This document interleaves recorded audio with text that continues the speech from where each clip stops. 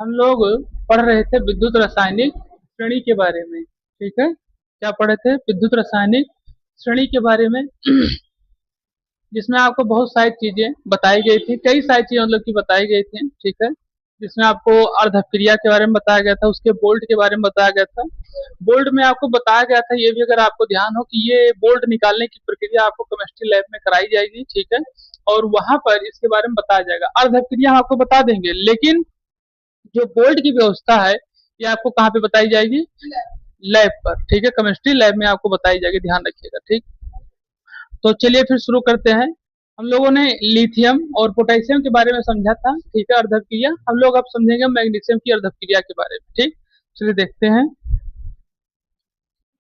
Sodium, तो अगर इसको देखा जाएगा सोडियम के बारे में। ठीक है, ठीक। अब आप ध्यान से अगर देखें तो जो आपका पोटेशियम है, ठीक है, पोटेशियम यानी कि जो कि -2.92 के रूप में था, अब उसके बीच में कई सारी संख्याएं और आती हैं। जैसे कौन कौन सी? जैसे आपकी स्कैंडियम, कैल्शियम, फिर उसका आपका सोडियम आता है। ठीक है, तो सोडियम जो है यहाँ पर, ये सोडियम जब आता है तो पहुंच जाता है 7 पर, 2.71 पर। ठीक है, फिर इसके बाद सोडियम के बाद आपका ज्यादातर पूछा जाता है मैग्नीशियम और एल्युमिनियम। ठीक है, लिख लीजिए इसको। तो अभी हम लोगों ने मैग्नीशियम की अर्धक्रिया को देखा था। ठीक, ठीक, ये बताया जाता है। अब आप देख सकते हैं चीज और कि जिस जिस तरीके से तत्व नीचे जा रहे हैं, ठीक है, यानी उनके अपचयन की जो व्यवस्था एक तरीके से क्या होती जा रही है, एक तरीके से घटते क्रम में हम देख सकते हैं इसको। ठीक है, तो अब ये धीरे धीरे क्या होता जाएगा, कैसी स्थिति आएगी कि एकदम नीचे हो जाएगा ये, और फिर ये धीरे धीरे क्या होगा, प्लस की तरफ बढ़ता जाएगा। इधर बढ़ता जाएगा प्लस की तरफ। ठीक है, ये चीजें आपसे डायरेक्ट पूछी जाती हैं। आपको तथ्य दे दिया जाएगा और उसमें पूछा है कि इसके बढ़ते और घटते क्रम को व्यक्त करो। किसके माध्यम से? या तो अर्धक्रिया के, और या तो फिर इलेक्ट्रॉन बोल्ट के माध्यम से। इसको आप क्या करो, घटते या बढ़ते क्रम में लगाओ। ये आपके कई सारे कंपटीशन में कई बार पूछा गया है। तो ये हमारा होगा मैग्नीशियम। इसी तरीके से आपका फिर क्या आता है, एल्युमिनियम और जिंक आता है। ठीक है, तो एल्युमिनियम को अगर देखा जाए यानी कि Al+3, तो 3 इलेक्ट्रॉन। ठीक है, इसके अगर हम लोग क्या देखें, -1.66। इसके बाद आपका आता है जिंक, होते हैं 0.0 माइनस माइनस 036। इसका इतना इलेक्ट्रॉन वोल्ट होता है। ठीक है, ध्यान रखिएगा। Cu दो, और 2 इलेक्ट्रॉन। ठीक है, और अगर इलेक्ट्रॉन वोल्टों को देखा जाए, ये से इसकी व्यवस्था होती है। और ध्यान रखिएगा कि जीरो किसका होता है, इलेक्ट्रॉन वोल्ट। ये हमेशा ध्यान रखिएगा, क्योंकि इन्हीं की दोनों के बीच में जीरो आता है। जो शून्य इलेक्ट्रॉन वोल्ट होता है वो किसका होता होगा? वो आपका होता है हाइड्रोजन का। ठीक, किसका होता है? हाइड्रोजन। ध्यान रखें, शून्य इलेक्ट्रॉन किसका होता है? हाइड्रोजन का। तो ये हो गया, यहाँ से शुरू होता है प्लस का, और लास्ट में आपका आता है F+2, यानी कि फ्लोरीन। ये आपका होगा सोडियम, ये मैग्नीशियम, ये एल्युमिनियम, ये जिंक, ये फेरस, फेरिक मतलब ये कापर। और जब इसको निकालेगा तो हो जाएगा 2F पर नेगेटिव। ठीक, इस तरीके से इसके इलेक्ट्रॉन वोल्ट होते हैं। ठीक है, अब जो ज्यादा महत्वपूर्ण है, कई बार इसको पूछा गया भी, इसके अनुप्रयोग में इसका उपयोग किया जाएगा, तो हम लिखा दिए हूँ। बाकी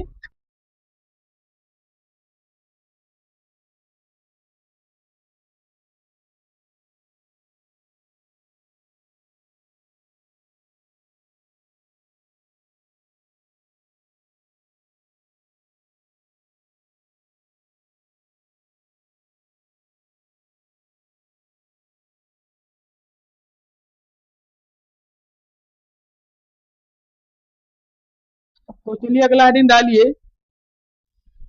अब इनके लक्षणों के बारे में हम लोग जानेंगे कि कैसे इनके लक्षण हैं। ठीक है, जिससे लोग बताते नहीं ये आदमी के लक्षण ठीक नहीं है, या अगला ये आदमी के लक्षण बहुत ठीक है, इनके संगत में रहो। होता ऐसा नहीं होता।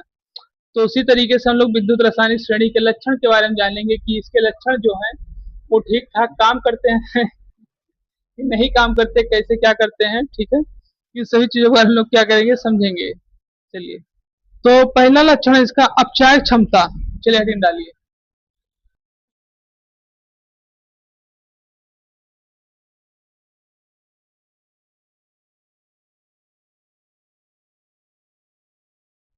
तो हम लोग जानेंगे सबसे पहले अपचायक क्षमता के बारे में, ठीक है। विद्युत रसायन श्रेणी के अपचायक क्षमता के बारे में कि कैसे कार्य करता है, इसकी अपचायक क्षमता की कितनी बड़ी व्यवस्था होती है।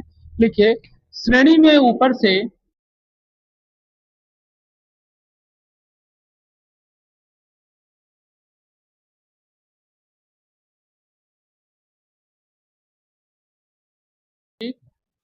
ये हो गई पहली विशेषता इनकी। दूसरी विशेषता लिखते हैं आक्सीय कारक क्षमता। दूसरी जो विशेषता है,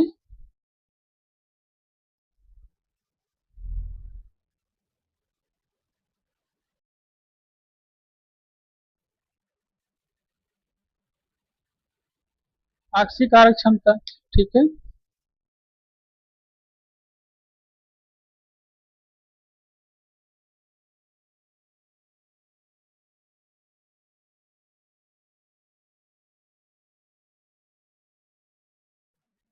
ठीक, ये बताया जाता है। तीसरे लक्षण में इसमें क्या बताया जाता है, हाइड्रोजन से तुलना।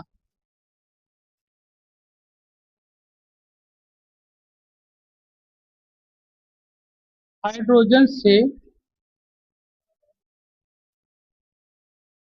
तुलना।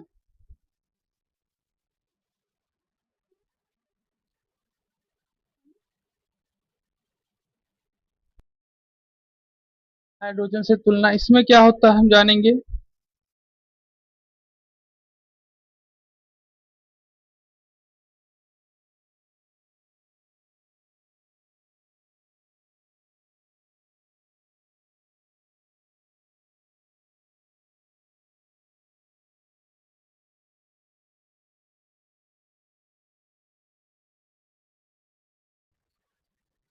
चलिए, ये तीन हो गए। दो और अभी आपके, धातुओं की क्रियाशीलता।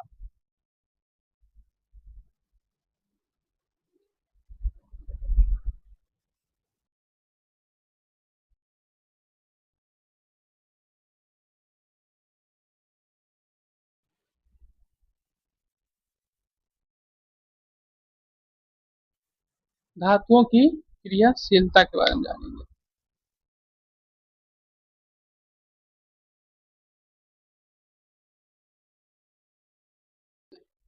चलिए, इसको नोट कर लीजिए, फिर इसको समझेंगे।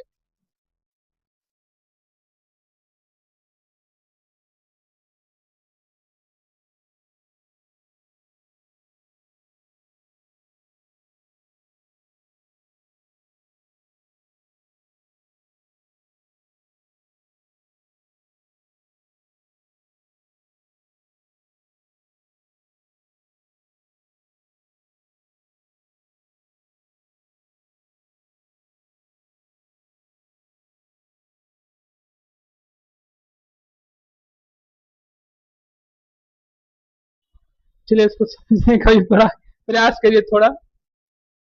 यहाँ सबसे पहले आपको बताया क्या जा रहा है, विद्युत रासायनिक श्रेणी के कुछ लक्षण बताए गए हैं, ठीक है।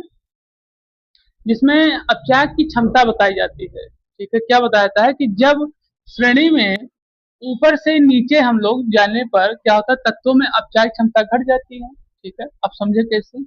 श्रेणी में ऊपर से नीचे, तो यानी ऊपर आपका सबसे पहले क्या है, लिथियम। और अगर हम लोग नीचे जाने लगते हैं, नीचे आने लगते हैं, तो वहां सबसे लास्ट में पहुंचता है फ्लोरीन, ठीक। अब हम लोग अगर इसको देखते हैं इस तरीके से, तो ये -2.3 होता है, ठीक। और इसको जब हम लोग देखते हैं तो कितना होता है, +2, ठीक। ये होता है, ये तो होता है। तो यहाँ सबसे पहले आप देख सकते हैं कि जब श्रेणी में हम ऊपर से, ये आपके ऊपर की व्यवस्था है, ठीक। ऊपर से नीचे की ओर जब जाते हैं, यानी कि क्लोरीन की तरफ घटते हुए क्रम में जाते हैं, तो वहां पर तत्वों की अपचायक क्षमता क्या होने लगती है, घटने लगती है। घटती है क्यों, क्योंकि आप देख सकते हैं ये ज्यादा मात्रा में जो लिथियम होते हैं इस तरीके से, ये ज्यादा मात्रा में क्या करते हैं, आयनों का अपने एक तरीके से त्याग करने की व्यवस्था रखते हैं, ठीक है। और जो नीचे के तत्व होते हैं ये ज्यादा मात्रा में इलेक्ट्रॉनों को ग्रहण करने की क्षमता अपने अंदर रखते हैं। ठीक है, तो यह बताया कि ऊपर स्थित तत्व क्या होते हैं, प्रबल अपचायक होते हैं, प्रबल अपचायक होते हैं। अब यहाँ ध्यान रखिएगा दो चीजों को, क्या, एक तो ऑक्सीकरण और दूसरा आपका अपचयन, या फिर जो दिया गया है अपचायक थी। तो यहाँ सबसे पहले इन सब चीजों का क्या रखिएगा, ध्यान रखिएगा। क्या है कि ऊपर स्थित तत्व क्या होते हैं, एक तरीके से प्रबल अपचायक होते हैं, अपचायक और अपचयन एक तरीके से ऑक्सीकरण। और फिर क्या है कि ऊपर स्थित तत्व क्या होते हैं, प्रबल अपचायक होते हैं, क्योंकि ये आसानी से इलेक्ट्रॉन को क्या कर सकते हैं, त्याग सकते हैं। ये बताया, इलेक्ट्रॉनों को क्या कर सकते हैं, त्याग कर देते हैं। अब आसानी से इलेक्ट्रॉनों का त्याग करने का मतलब क्या है, यहाँ आसानी से इलेक्ट्रॉनों का त्याग करने का मतलब ये बताया जा रहा है कि कहीं ना कहीं जिन तत्वों के साथ ये अपने प्रोडक्ट को बनाते हैं, ठीक है, वो चाहे आपका पोटेशियम के साथ हो, जिससे आपका हो गया KCl, ठीक है, जिससे आपका क्या हो गया KCl। तो KCl को क्या कहा जाता है, पोटेशियम क्लोराइड, ठीक है, क्या कहा जाता है, पोटेशियम क्लोराइड के रूप में बताया जाता है। तो अगर हम लोग देखें किसको, पोटेशियम क्लोराइड को देखें, ध्यान से समझेंगे यहाँ पर कि अगर हम कहें कि KCl यानी कि K+Cl पोटेशियम क्लोराइड, अब हम लोग ये कहें कि अगर हम इसके इलेक्ट्रोड विभव को जानेंगे, मानक इलेक्ट्रोड विभव को समझें, तो आप देख सकते हैं कि पोटेशियम का जो इलेक्ट्रोड है, ठीक है, पोटेशियम का इलेक्ट्रोड कितना है, -2.92। और वही जो अगर हम कैल्शियम की बात करते हैं, वो क्लोरीन की बात करते हैं, ठीक है, तो क्लोरीन की अगर देखा जाए तरीके से तो ये करीब होता है प्लस, तो क्लोरीन को अगर देखा जाए इस तरीके से तो कितना है, तो +1.36, ठीक है, यानी कि कहीं ना कहीं पोटेशियम क्लोरीन पर क्या कर रहा है, इलेक्ट्रॉन को त्यागने का कार्य कर रहा है, और क्लोरीन कहीं ना कहीं एक तरीके से इलेक्ट्रॉन को ग्रहण करने का कार्य कर रही है। ठीक, यही व्यवस्था प्रक्रिया चलती रहती है, यानी कि क्लोरीन भी अपने इलेक्ट्रॉनों को त्याग कर रहा है पोटेशियम के लिए, और पोटेशियम अपने इलेक्ट्रॉन को त्याग कर रहा है क्लोरीन के लिए, और दोनों ये एक तरीके से जब मिलते हैं तो पोटेशियम क्लोराइड का क्या होता है, निर्माण हो जाता है। अब यहाँ आप देख सकते हैं कि ये माइनस कितना है और ये +1.36। अब इसमें ये पूछा जाए कि कितनी ऊर्जा और आवश्यकता में, इसके ये कहा जा सकता है कि कितनी इसमें ऊर्जा जो व्यय हुई, कितनी व्यय हुई, कितनी बची। अगर हम ये इससे पूछे कि कितनी व्यय हुई, कितनी बची ऊर्जा इसको बनने में, तो इसमें से आप क्या कर सकते हैं, इसको जोड़ घटा कर सकते हैं, और जो ऊर्जा बचेगी वो आपकी बचेगी, और जो इन दोनों में से बचने के बाद जो खर्च हो जाएगी वो इनकी क्या हो जाएगी, प्रोडक्ट बनने में व्यय ऊर्जा को खर्च बताया जाएगा। ठीक, तो आप बताइए इसमें कितनी बची है, कितनी खर्च हुई है। चलिए, तो इसको हम लोग अब समझेंगे यहाँ पर। तो यहाँ जो आपको बताया गया है, जैसे KCl ये बना आपका, तो ये दो के का, अब ये सब चीज अगर आप ध्यान रखेंगे तो आपको बहुत आसानी हो जाएगी अभी आगे चलकर। तो जैसे यहाँ पर हमने कहा कि K और Cl हो गया, ठीक है, तो K के इलेक्ट्रॉनिक वोल्ट इतना दिया गया है, मतलब मानक इलेक्ट्रोड विभव, ठीक है, इतना है, और क्लोरीन का इतना है। KCl बन के तैयार हो तो ये इतना है हमारा, किसका, पोटेशियम का, इतना क्लोरीन का है। तो ये दोनों भी अपने आप में क्या होंगे, प्रोडक्ट जब बनेगा तो इनकी भी तो आवश्यकता पड़ेगी, ऐसे तो प्रोडक्ट बनेगा नहीं, क्योंकि हमें पता है इतना विभव इसमें लग रहा है। तो अब आपसे जब पूछा जाए कि दोनों को बनने के बाद में कितना विभव बचता है, ठीक, तो कितना विभव बचता है, -1.56, ये आपका बच रहा है इतना विभव। अब आप देखेंगे कोई कोई रिएक्शन होता है जब, तो इसे बगल में ये लिखा रहता है और इस तरीके से साइन बना रहता है, रहता नहीं रहता है। अभी आगे जब हम लोग E cell बराबर E cathode minus E anode पढ़ेंगे तब इसको और अच्छे तरीके से आपको बताया जाएगा, ठीक है, तो इसको और अच्छी तरीके से आपको समझाया जाएगा कि कैसे निकलता है रिएक्शन होने के बाद में, ये आपको बताया कि कैसे रिएक्शन होने के बाद में ये निकलता है। ठीक, इसीलिए जो जो महत्वपूर्ण चीज थी, जो जो चीजें श्रेणी में आपके महत्वपूर्ण तत्व थे, उनके इलेक्ट्रॉन भी हमने लिखा दिए हैं, और बाकी आप उसको देखिएगा तो जैसे हमने बताया ना कि अंडर रूट के क्रम में चलता है, तो -4 लिखा हुआ, जैसे अंडर रूट 4 लिखा तो 2 वैल्यू आएगी, तो 1 और 2 के बीच में जितनी वैल्यू रहेंगी वो और सारे अंडर रूट की हो जाएंगे। उसी प्रक्रिया से ये भी क्या होंगे, कार्य करेंगे। तो पहले में आपको यही बताया जाता है, क्या बताया जा रहा है कि ऊपर स्थित तत्व प्रबल अपचायक होते हैं, क्योंकि ये आसानी से क्या कर देते हैं, इलेक्ट्रॉनों को त्याग, ठीक है, त्याग करते हैं। अब हम लोग फिर नीचे आ जाएंगे। अब बताया था आक्सीकारक क्षमता के बारे में, क्या बताया जा रहा है आक्सीकारक क्षमता के बारे में, बताया कि श्रेणी में ऊपर से नीचे जाने पर, श्रेणी में ऊपर से फिर नीचे जाने पर, ध्यान रखिए जब ऊपर से नीचे आते हैं यानी कि लिथियम से घटते हुए किधर आ जाते हैं, फ्लोरीन की तरफ। ठीक, ये फ्लोरीन से थोड़ा ही ऊपर आपका आता है क्लोरीन, ध्यान रखिएगा, ये जो क्लोरीन दिया गया है ये +1.3 है, ये ध्यान रखिएगा कि अगर प्लस है ठीक है, तो श्रेणी नीचे आ चुकी है। और अगर माइनस है तो श्रेणी अभी ऊपर ही है, ऊपर से नीचे। और जैसे जैसे अगर संख्या इससे कम होती जा रही है, संख्या इससे कम होती जा रही है, तो ध्यान रखिएगा कि तत्व धीरे धीरे नीचे आते जा रहे हैं। और अगर संख्या क्या होती जा रही है, एक तरीके से बढ़ती जा रही है। अब इससे ज्यादा नहीं बढ़ेगी, ध्यान रखिएगा। इससे ज्यादा तब बढ़ेगी जब प्रोडक्ट बनेंगे। जैसे ये प्रोडक्ट केसीएल बन के आपका तैयार हुआ, जब इस तरीके से प्रोडक्ट बनेंगे तब ये संख्या बढ़ेगी घटेगी। अब ध्यान रखिएगा, ठीक है। हाँ। तो ये चीजें से बताई थी तो क्या कि श्रेणी में ऊपर से नीचे जाने पर तत्वों की आक्सीकारक क्षमता क्या होती है, बढ़ती है। जैसे हम लोग तत्व के नीचे आते जाएंगे, श्रेणी में तत्व से नीचे आते जाएंगे, यानी कि लिथियम के बाद लास्ट में फ्लोरीन पहुंचेंगे, तो आप फ्लोरीन का देख रहे हैं कि प्लस कितना हो रहा है, -2.2 प्लस 2.87। ठीक, तो बताया था क्षमता बढ़ती है। नीचे स्थित तत्व प्रबल आक्सीकारक होते हैं। जो नीचे तत्व होते हैं क्या होते हैं, प्रबल आक्सीकारक होते हैं, क्योंकि ये जो होते हैं इलेक्ट्रॉनों को बहुत भारी मात्रा में अपने अंदर क्या कर लेते हैं, ग्रहण करने की व्यवस्था रखते हैं। ठीक है, क्या करते हैं, ग्रहण करने की व्यवस्था रखते हैं, क्योंकि ये आसानी से इलेक्ट्रॉनों का क्या करते हैं, ग्रहण करते हैं। बता भी गया, आसानी से इलेक्ट्रॉनों का क्या कर लेते हैं, ग्रहण कर लेते हैं। ध्यान रखिएगा, ठीक, क्योंकि जो जैसे माइनस में है, ठीक है, और ये क्या है, प्लस में है, तो जितनी मात्रा में इलेक्ट्रॉनों का ग्रहण करते हैं, ठीक है, उतनी तेजी से के साथ ये भी एक तरीके से सक्रिय हो जाते हैं। अब कैसे समझिए, ऐसा में आपसे कहें कि ये लिखा है सोडियम और ये लिखा है क्लोरीन, ठीक, ये लिखा है सोडियम और ये लिखा है क्लोरीन। अब आपसे हम कहें कि ये रिएक्शन कर रहा है, ठीक है, क्या हो रहा है, ये रिएक्शन कर रहा है। तो आपको पता है कि ये सोडियम लिखा है, क्लोरीन रिएक्शन कर रहा है, तो कहीं ना कहीं ये क्या बना रहा है, NaCl, यानी कि सोडियम क्लोराइड। अब हम आपसे ये कहें कि इसके मानक इलेक्ट्रोड विभव को निकालिए कि कितनी ऊर्जा ये सोडियम खर्च कर रहा है और कितनी ऊर्जा पोटेशियम वो क्लोरीन खर्च कर रहा है तरीके से, और कितना एनर्जी इसमें रिलीज हो रहा है, कितना एनर्जी इसमें बच रहा है। ठीक, तो सबसे पहले हमें क्या करना पड़ेगा, सोडियम का क्या करेंगे हम लोग, मान इलेक्ट्रोड विभव लिखेंगे। तो सोडियम का हमने भी आपको लिखाया है, ठीक है, कितना होता है 7.1, और क्लोरीन का हम लोग अभी लिखे हैं प्लस 2.87। ठीक है, अच्छा 1.36, 1.36, ठीक है। अब हम लोग क्या करेंगे, जैसे हमारा प्रोडक्ट तैयार होगा, क्या तैयार होगा, सोडियम क्लोराइड, ठीक है। तो इसको हम क्या करेंगे, एक तरीके से इसको हम -2.71 और प्लस 1.36, ठीक है। अब इसको क्या करेंगे, हल करेंगे, तो इसके बाद हमें पता चल जाएगा कि कितनी मात्रा में हमारी एनर्जी खर्च हो रही है, कितनी एनर्जी हमें बच रही है। तो कितना आएगा फिर 1.4, नहीं 3 आएगा, 3.5, 1.35, यानी कि माइनस के साथ में। अब यहाँ 1.56 आ रहा था, अब यहाँ 1.35 आ रहा है, यानी कि हमें पता चल रहा है कि सोडियम अभी भी बहुत भारी मात्रा में सक्रिय है, क्योंकि इसके भी बहुत सारी एनर्जी क्या हो रही है, बच रही है।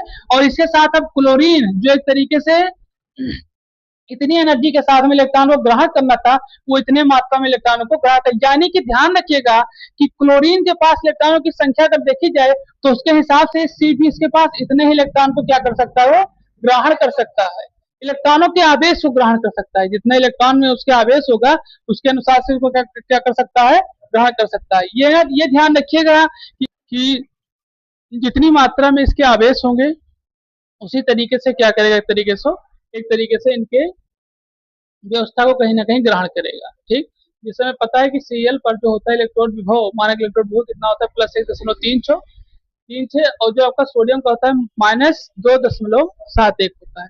दोनों को जो हम लोग एक तरीके से क्या करेंगे, प्रोडक्ट आपका बनकर तैयार होगा, तो -1.35 के रूप में ये बाहर निकल कर। ठीक, तीसरे में बताया था हाइड्रोजन से तुलना।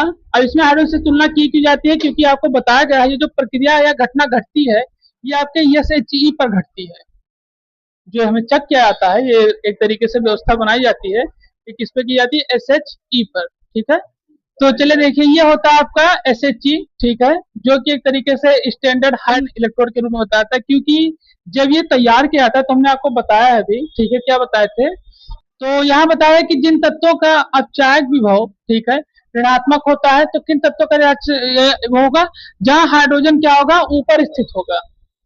जिन तत्वों में अपचायक विभव क्या होता है, ऋणात्मक होता है, वह हाइड्रोजन क्या होता है, ऊपर स्थित होता है, ध्यान रखिएगा। ठीक है, और वो क्या होते हैं, प्रबल अपचायक होते हैं। और धनात्मक विभव अपचयन क्या होता है, जिन तत्वों में हाइड्रोजन कहाँ स्थित होता है, नीचे की ओर स्थित होता है, वो एक तरीके से दुर्बल अपचायक होते हैं, ध्यान रखिएगा। क्या होते हैं? दुर्बल अपचायक होते हैं। अब ये व्यवस्था आपके एसिटी के माध्यम से होगा, जब हाइड्रोजन को जिस तरीके से व्यवस्थित किया जाएगा तत्वों के अनुसार। जैसे अभी आपको बताया कि अगर तत्व ऊपर वाली श्रेणी पर है, ठीक है, तो जो आपको क्या दिया गया नहीं अपचायक की क्षमता के रूप में, तो -3.4 ये तत्व प्रयोग किए जाएंगे, ठीक है। तो हाइड्रोजन कहाँ स्थित होगा? ऊपर की ओर स्थित, तो इसकी संख्या बढ़ती जाएगी, ठीक, क्योंकि ये जो माइनस तो दिखा रहा है, लेकिन ये माइनस एक तरीके से प्लस के रूप में कार्य करता है। ये एक तरीके से क्या कर, जैसे हम लोग ऐसे को समझिएगा तत्वों को और हमारे जीवन में, जैसे अभी आपसे कोई पैसा आप किसी को दे देंगे, तो आप क्या हो जाएंगे? आप धनी हो जाएंगे। आप किसी को पैसा देंगे तो क्या हो जाएंगे? धनी हो जाएंगे। लेकिन जिसको आप देंगे वो क्या होगा? गरीब। हाँ, एक तरीके से ऋणात्मक में चला जाएगा आपसे लोन। लेकिन आपका पैसा उतना खत्म तो हुआ, तो जो पैसा खत्म हुआ वो तत्वों के माइनस को दिखाता है, समझिएगा। और जो ये तत्व पा गया पैसा, ठीक है, क्या हो जाएगा? प्लस हो जाएगा। वो आपको दिखाएगा तो जरूर कि हाँ हम गरीब था, उससे पैसा ले लिए हैं, लेकिन वो आपके पैसे को लेकर के धनी हो जाएगा। समझ में आया कि नहीं? उसी तरीके से ये यहाँ पे इलेक्ट्रॉन भी कार्य करते हैं। हाँ, तो क्या बात हो रही थी? हाँ, तो अब हम लोग समझेंगे धातु की क्रियाशीलता के बारे में, ठीक है। इसमें बता दें आपको धातु की क्रियाशीलता में क्या, कि श्रेणी में ऊपर से नीचे जाने पर धातु की क्रियाशीलता क्या होती है? घटती है। ध्यान रखिएगा, धातुओं की क्रियाशीलता क्या होती है? घटती है। क्यों? क्योंकि ये ज्यादा मात्रा में इलेक्ट्रॉनों को क्या करने लगते हैं? ग्रहण करने लगते हैं और धीरे कमजोर होने लगते हैं, ठीक है। जैसे शरीर में आपकी समझिए एनर्जी सब एक तरीके से खत्म हो जाए, तो आपके शरीर में भी कमजोरी आने लगेगी, ठीक। तो यही चीज यहाँ बताया जाए कि जब श्रेणी में ऊपर से नीचे हम लोग जाने लगते हैं, तो क्या हो लगती है? धातु की क्रियाशीलता घटती जाती है। और ऊपर के धातु अधिक सक्रिय होते हैं। ऊपर के जो धातु होते हैं ये क्या होते हैं? अधिक सक्रिय होते हैं। और नीचे के धातु की क्रियाशीलता क्या होने लगती है? घटने लगती, ठीक है। तो ये आपके विद्युत रासायनिक श्रेणी के लक्षण के बारे में बताया जाता है, ठीक है। अब इसमें आपको क्या चीज नहीं समझ में आई हो या कोई समस्या हो किसी प्रकार की, उसको बताइए, नहीं तो फिर तो हम आगे बढ़े। तो यहाँ विद्युत रासायनिक श्रेणी के लक्षण के हम लोग चौथे लक्षण के बारे में पढ़ेंगे, ठीक है। पांचवें ना, पांचवें लक्षण के बारे में लोग क्या करेंगे? जानेंगे। लिखिए, अम्लों से विस्थापन।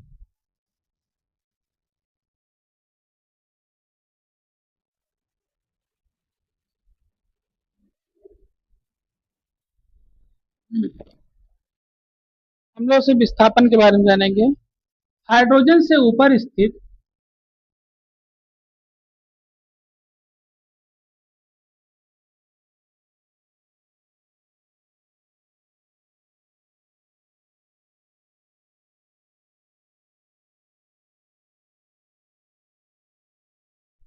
ये हो गया। तो यहाँ बताया अम्लों से विस्थापन। अब ये जो अम्लों से यहाँ आपको विस्थापन क्रिया भी जाननी जरूरी है, ठीक है। इसमें भी आपको विस्थापन क्रिया है, आगे भी मिलेगी। जब लोग इसके अनुप्रयोग को पढ़ेंगे तो वहां पर हमें विस्थापन क्रिया देखने को मिलेगी, ठीक। तो बताया था एच से ऊपर स्थित धातु, हाइड्रोजन से ऊपर, क्योंकि भी आपको बताया गया है कि हाइड्रोजन का जो मानक इलेक्ट्रॉन विभव होता है कितना होता है, ठीक।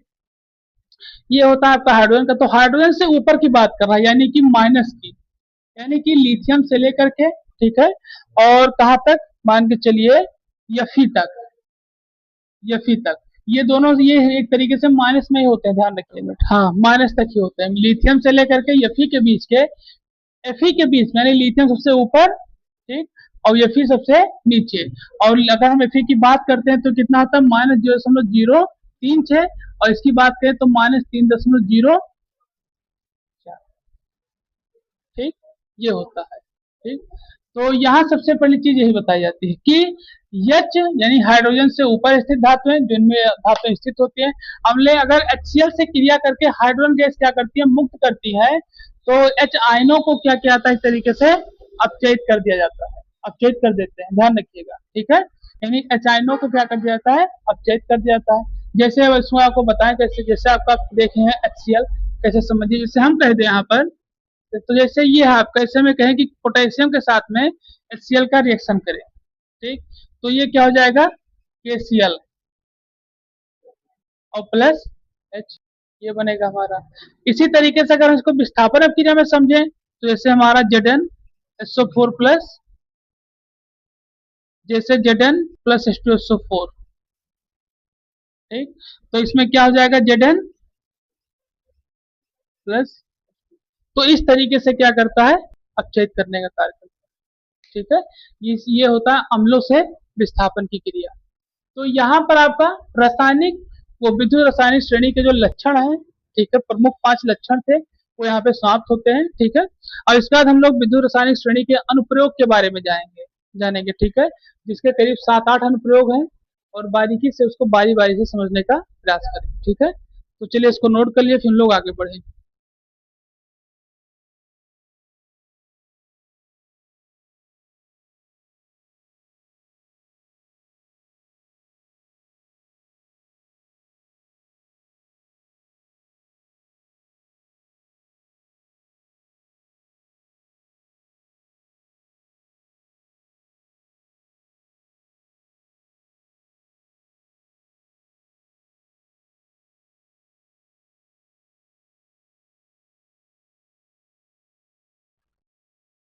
तो यहाँ सबसे पहले आपको बताया गया है धातुओं की क्रियाशीलता की तुलना करने पर ये क्या बताया जाए, इसको लोग समझेंगे। पहले बताया था वह धातुएं जिनका इलेक्ट्रॉन विभव अधिक क्या होता है, ऋणात्मक होता है। ठीक है, जिनका इलेक्ट्रॉन विभव अधिक ऋणात्मक होता है।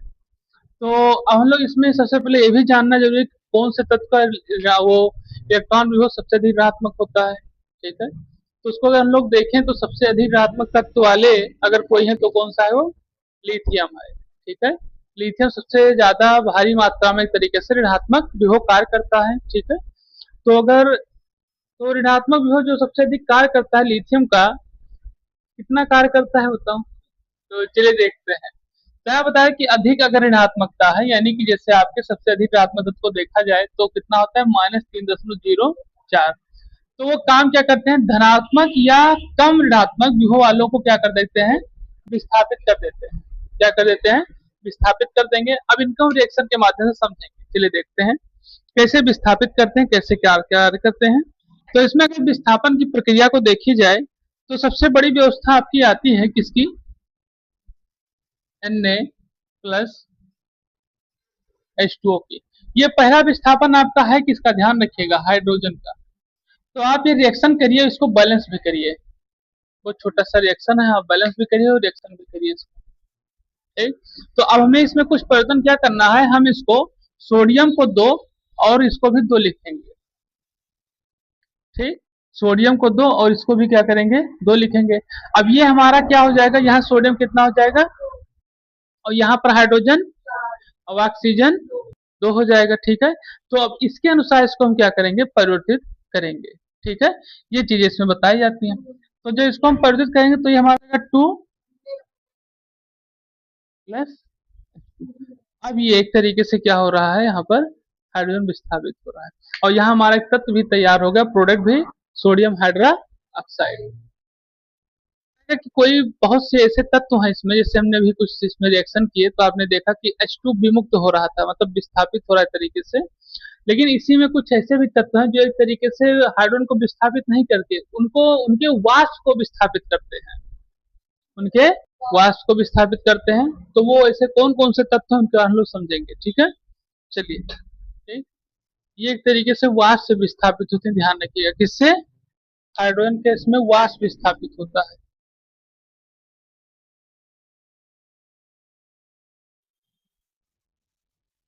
ध्यान रखिएगा। अब एक रिएक्शन इसमें करा दे रहे हैं, वो भी आप ध्यान रखिएगा। चलिए करिए, लिखिए Fe+H2। तो वाष्प होगा तो यानी गर्म करना पड़ेगा। चलिए बनाइए इसको।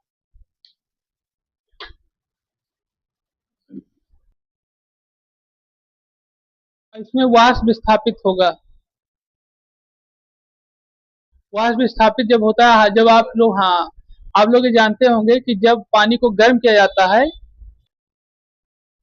इसको आपको बैलेंस भी करना है तभी रिएक्शन बनेगा, ऐसे नहीं बनेगा, ध्यान रखिएगा।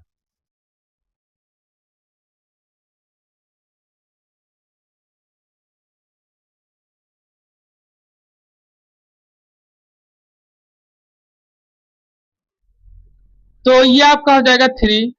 ठीक, अब यहाँ जैसे क्या हो जाएगा, आपका 3 हो जाएगा। तो ये 3 होगा तो इनकी संख्या को भी बढ़ाना पड़ेगा क्योंकि हमें H2 को बाहर निकालना है। ठीक है, तो यहाँ हमें जब ये 3 है तो कम से कम इसको भी 3 दूनी 6, और जब कम से कम H2 जब बाहर निकालेंगे तो 6 और 2 8, तो मैं यहाँ 4 हाइड्रोजन लिखना पड़ेगा। तो Fe की संख्या कितनी है? 3, और हाइड्रोजन यानी कि 4 H2O हो जाएगा यहाँ पर, ठीक। और इसको जब गर्म किया जाएगा तो इसको जब हम गर्म करेंगे तो हाइड्रोजन की, यहाँ आयरन की संख्या हमारी कितनी हो गई? Fe3 कितनी हो गई? Fe3। और हाइड्रोजन को हम विस्थापित जब करेंगे तो हमारे पास बचेगा क्या? ऑक्सीजन। और ऑक्सीजन की संख्या कितनी है? तो ये हो जाएगा 4, और ये आपका विस्थापित हो जाएगा। ये रिएक्शन आपका बनके तैयार, ठीक। अब इसमें हमें यही देखना है, इलेक्ट्रॉन मान इलेक्ट्रॉन विभव के बारे में जानेंगे कि कैसे क्या कार्य करेगा, इसको देखिए।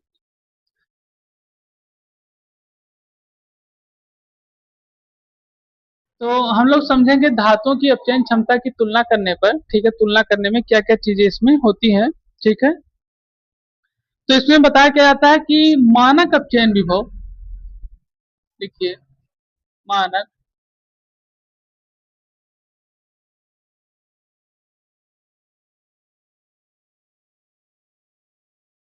ठीक, उतनी अधिक होगी, मतलब क्या बताया जा रहा है यहाँ पर, यानी कि अपचायक की प्रवृत्ति, ये भी ध्यान रखिएगा, होने की प्रवृत्ति उतनी अधिक होगी, यानी कि एक तरीके से अपचयन भी उतना अधिक होगा, ऋणात्मक अधिक ऋणात्मक होगा, यानी कि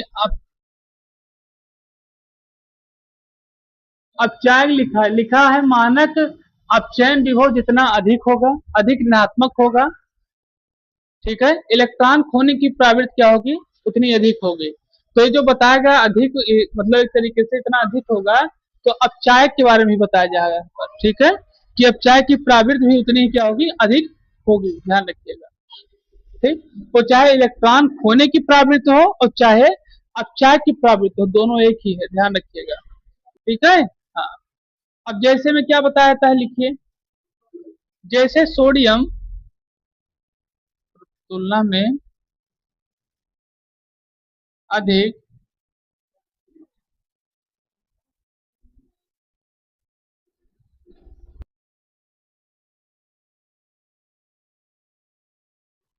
अपचायक होते हैं,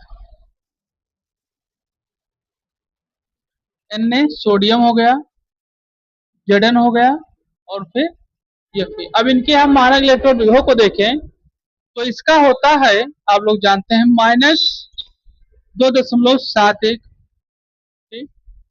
फिर उसका अगर जिंक का देखा जाए तो होता है -0.76, और Fe का देखा जाए तो कितना होता है? 0.44, ठीक। चौंक गए ना, क्योंकि जब इस पे चार्ज चढ़ेगा तो ये अपने आप परिवर्तित होंगे। चलो इसको समझो। तो यहाँ बताया क्या जाता है कि मानक अपचयन विभव जितना अधिक क्या होगा? ऋणात्मक होगा, ठीक है। जो आपका मानक अपचयन विभव है जितना अधिक मात्रा में क्या होगा? ऋणात्मक होगा, यानी कि जैसे आपका लिथियम, पोटेशियम, इन सब के बारे में बात किया जा रहा है, ठीक है। जितना अधिक क्या होगा? ऋणात्मक होगा। इलेक्ट्रॉन हो, चाहे इलेक्ट्रॉन को खोने की बात हो या फिर अपचायक की बात हो, चाहे इलेक्ट्रॉन को खोने की बात हो चाहे अपचायक, दोनों एक ही है, ठीक है। इलेक्ट्रॉन को खोने की प्रवृत्ति क्या होगी? उतनी ही अधिक होगी, क्या होगी? अधिक होगी, ठीक। अब जैसे किसको बताया, जैसे आपका सोडियम, सोडियम आपका, फिर जिंक, फिर Fe। अगर तीनों की तुलना देखी जाए तो एक तरीके से आप जो वहां पे लिखा वही यहाँ दिया गया, देखिए सोडियम का -0.71, ठीक, फिर जिंक का -7.6, और सबसे लास्ट में आपका Fe।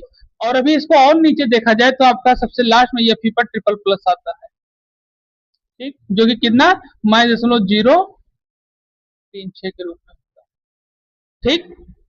तो इस तरीके से इसके दूसरे अनुप्रयोग को बताया जाता है। किसी को किसी प्रकार की कोई समस्या हो तो बताओ, नहीं फिर आगे बढ़े।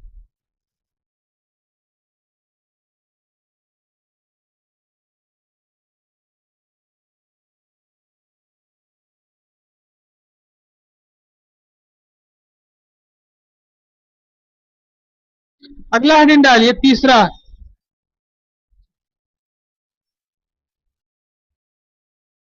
तो यहाँ अधातुओं की आक्सीकारक क्षमता की तुलना में कुछ चीजों को हम लोग समझेंगे, क्या क्या समझना है ये देखेंगे। टू Cl2 Br2 और I2। ठीक, तो अगर इनकी श्रेणी को देखा जाए, आपको याद भी होगा FCl Bri, ये एक तरीके से कौन सा तत्व है, ये आपको कार्बन रसायन में पढ़ाया जाएगा, हाइड्रोजन तत्व है। कौन से तत्व है, हाइड्रोजन। इनको X से व्यक्त किया जाता है। ठीक, तो इनको किससे व्यक्त किया जाता है, हाइड्रोजन से व्यक्त किया जाता है। तो बात की बात है, लेकिन इसको हम लोग समझेंगे। देखिए क्या बताया जा रहा है कि उच्च धनात्मक अपचयन विभव, ठीक, उच्च धनात्मक अपचयन विभव इलेक्ट्रॉन ग्रहण करने की प्रबल प्रवृत्ति को क्या करता है, दर्शाता है। तो यहाँ बताया था उच्च धनात्मक अपचयन विभव जब होता है, ठीक है, जो होता है तत्व, ठीक है, वो इलेक्ट्रॉन को ग्रहण करने की क्या करता है, प्रबल प्रवृत्ति को दर्शाता है। इसका मतलब यह है कि जिसके पास इलेक्ट्रॉनों की सबसे भारी मात्रा में क्या होगी, कमी होगी। जैसे आपको पता है, हम बता दें, जैसे आपकी फ्लोरीन है F2, ठीक है, अगर उसमें इलेक्ट्रॉनों को देखा जाए एक तरीके से, ठीक, तो उन्हें इलेक्ट्रॉन को ग्रहण करने में क्या होते हैं, एक तरीके से प्रबल, एक तरीके से इलेक्ट्रॉन को ग्रहण करने के लिए प्रबल प्रवृत्ति होती है। ठीक है, जैसे फ्लोरीन में आपको पता है इलेक्ट्रॉन विभव जो होता है, तरीके से मान इलेक्ट्रॉन विभव कितना होता है, +2.87। ठीक, इसके करीब में होता है ये। इसी तरीके से यहाँ देखिए तो सबसे ज्यादा प्रबल आक्सीकारक के रूप में आपका कौन सा आता है श्रृंखला में, ये इसमें आपको बताया जाता है। अधातुओं की आक्सीकारक क्षमता में यही बताया जाता है कि उच्च धनात्मक अपचयन विभव इलेक्ट्रॉन ग्रहण करने की प्रबल प्रवृत्ति को दर्शाता है। ठीक है,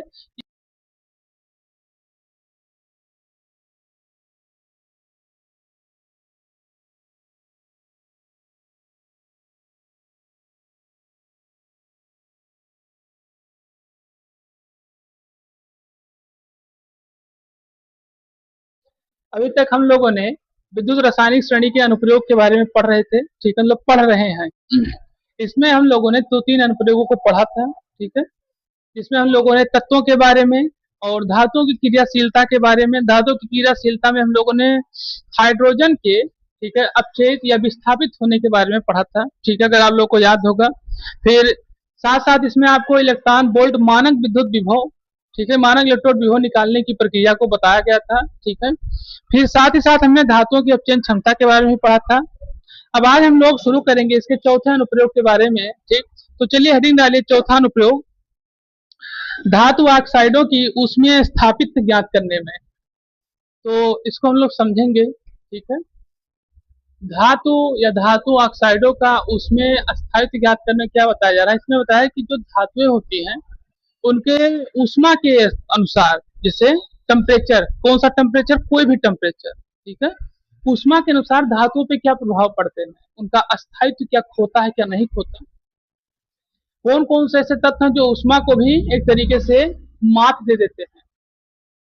ठीक है, मात मतलब क्या, उनको भी, ऊष्मा को भी पीछे कर देते हैं, चाहे जितनी गर्मी हो जाए और चाहे जितनी ठंडी हो जाए, लेकिन वो एक तरीके से अपने अस्तित्व को खोने का प्रयास नहीं करते। ठीक, वो कौन कौन से ऐसे तत्व हैं, उन्हीं के बारे में हमें क्या करना है, जानना है। ठीक, चलिए देखते हैं। लिखिए, धातु ऑक्साइडों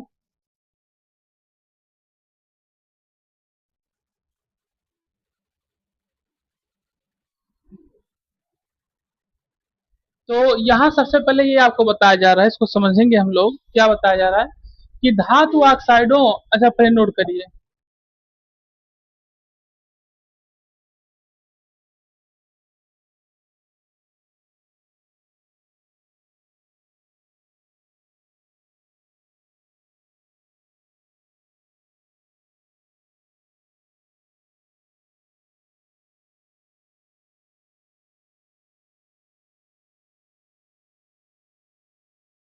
तो यहाँ सबसे पहले बताया जाता है इसके बारे में, धातु ऑक्साइडों की उसमें स्थिरता, ठीक है, उसमें स्थायित्व को ज्ञात करने के बारे में। तो इसमें बताया क्या जाए कि धातु ऑक्साइडों की उसमें स्थिरता एक तरीके से श्रृंखला में, जब हम लोग कोई, जब अपनी श्रृंखला देखते हैं, ऑक्साइडों की श्रृंखला जो आपको लिखाई गई थी, ठीक है, श्रृंखला में जो हम लोग क्या करते हैं, नीचे जाने लगते हैं, तो उसमें क्या होती है, हमें घटते हुए क्रम में देखने को मिलता है। ऑक्साइडों की जो संख्या है एक तरीके से घटते हुए क्रम में देखने को मिलता है। और घटने को क्रम तो हमें ज्यादा देखने को मिलता है जब हम लोग तांबे के नीचे चले जाते हैं तब, जो कॉपर होता है जो उसके और नीचे चले जाते हैं, तो उनमें धातु की जो उसमें धातु की श्रृंखला और घटती चली जाती है। और वो उसमें सबसे बड़ी जो चीज जो आप देख सकते हो है आपका चांदी और पारा। अब आप इसमें देखिए दोनों तत्व के अलग अलग उपयोग है। कैसे? पारा जो है एक तरीके से, जैसे चांदी है आपका, तो इसको जब गर्म किया जाएगा तो तुरंत विघटित हो जाएगा, मतलब बहुत ज्यादा समय नहीं लेगा ये, बहुत ही आसानी से बहुत जल्दी समय क्या हो जाएगा, ये विघटित हो जाएगा। और आपका जो पारा है, ये आप देख सकते हैं हमेशा लिक्विड में ही रहता है, चाहे वो गर्मी कितनी भी गर्मी हो और चाहे ठंडी चाहे बर्फ हो, तब भी उसमें भी क्या रहता है एक तरीके से लिक्विड फॉर्म में ही रहता है, चाहे इतनी ठंडक हो।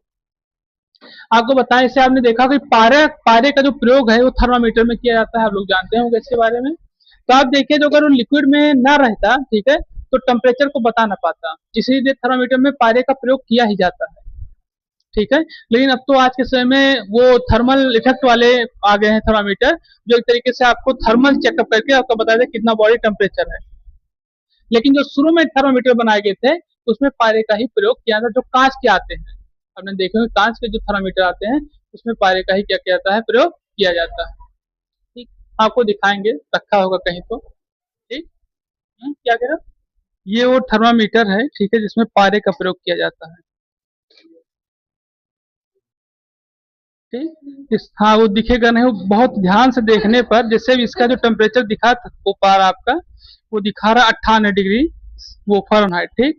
तो इसको क्या किया जाता है, लगाया जाएगा तो पारा इसके अंदर जो रहता है भरा ऊपर ऊपर चढ़ने लगेगा। ठीक। बहुत हल्का होता है पारा, क्योंकि बहुत महंगा आता नहीं थर्मामीटर। ठीक। ये 50-60 रुपए में मिल जाता है आपको, तो इसलिए मरकरी उतनी ही भरी जाती है जितना से उसको वसूली हो जाए तरीके से। ठीक। पर आप मतलब जिस फायदा होगा उतने हिसाब से भरा जाएगा जितने से आवश्यकता होगी। तो इस वक्त इसका जो टेम्परेचर है वो बता रहा है 98 डिग्री सेल्सियस, वो फ़ारेनहाइट। ठीक।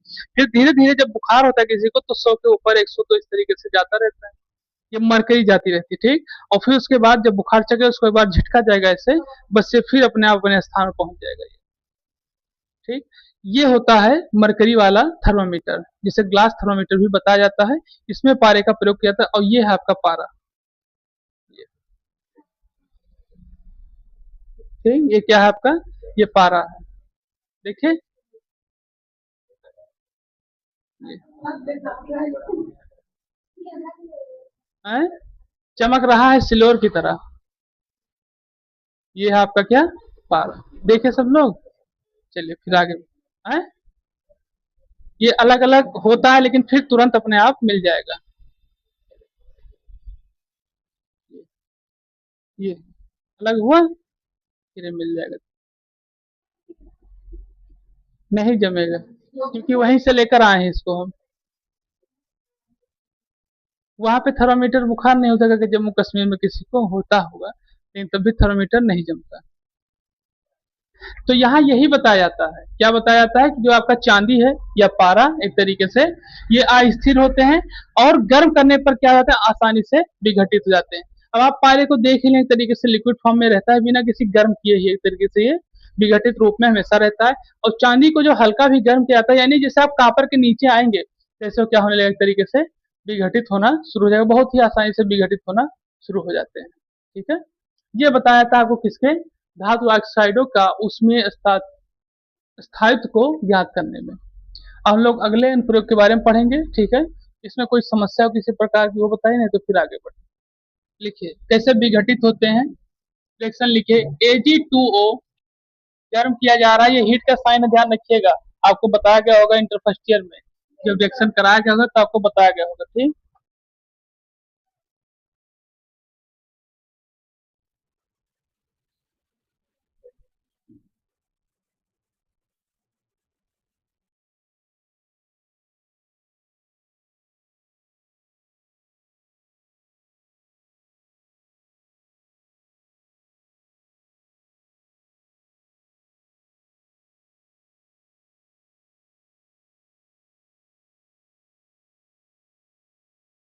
चलिए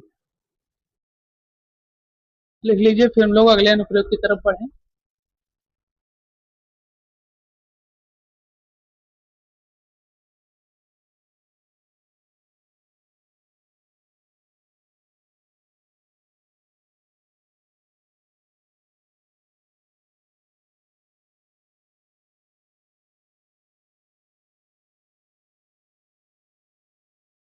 यहाँ बताया है कि जब एजी, एजी मतलब क्या, सिल्वर,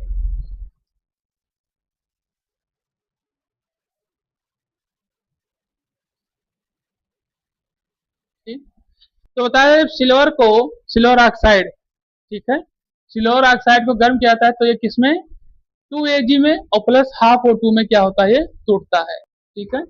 इसी तरीके से जब 2HgO, HgO मतलब क्या है, Hg मतलब मरकरी ऑक्साइड, ठीक है। तो इसको जब एक तरीके से गर्म किया जाता है तो ये भी 2Hg प्लस O2 के रूप में विभक्त होता है, ठीक है। और कौन सा विघटन नहीं होता, Ba, ठीक है, ओह, ये भी घटित नहीं होता, Na2 ये भी घटित नहीं होता, Al2O3 ये भी घटित नहीं होता, ठीक है। क्योंकि उसमें आपको बताया गया था कि कापर, वो चांदी और पारे यानी कापर के नीचे के जो धातुएं हैं, ठीक है, वो एक तरीके से आसानी से क्या होने लगती हैं, विघटित होने लगती है, ठीक है। आप इसको देख भी सकते हैं। अगला अनुप्रयोग विद्युत, चलिए अगला अनुप्रयोग लिखिए। तो अब हम लोग समझेंगे अगले अनुप्रयोग के बारे में, विद्युत अपघटन के उत्पाद ज्ञात करने में, ठीक है, कि विद्युत अपघटन आप लोग जानते हैं, ठीक है, कि कौन कौन से तत्व विद्युत अपघटित होते हैं, ठीक है, कौन कौन से तत्व विद्युत अपघटित नहीं होते, ठीक। तो इसमें लिखिए, जो इसका सिद्धांत है वो ध्यान रखिएगा, दो स्तरों पे कार्य करता है। कैसे, पहला है आपका कैथोड, क्योंकि इसी से हमें पता चलेगा कि कौन प्रबल है कौन दुर्बल है, ठीक है। और दूसरा है आपका एनोड, ठीक। ये है एक आपका कैथोड और एक है एनोड। तो पहले लोग जानेंगे कैथोड के बारे में।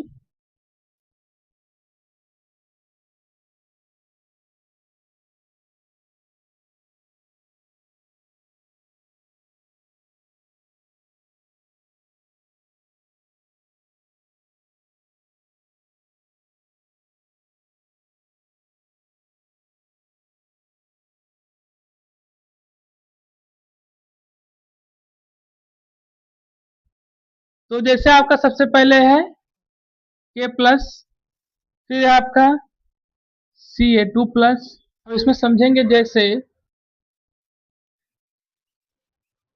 जैसे में क्या बताया जाता है, चलिए इसको नोट कर लीजिए, फिर हम लोग आगे बढ़े।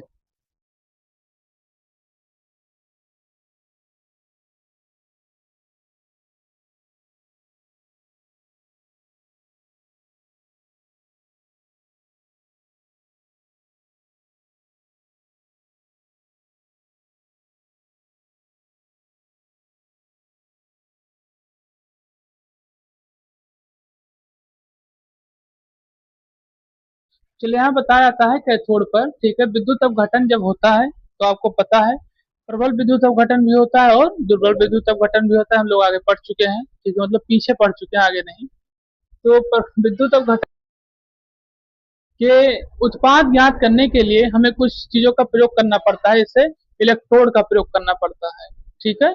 और इलेक्ट्रोड में आपको पता है कौन कौन सी चीजें आते हैं, कैथोड और एनोड।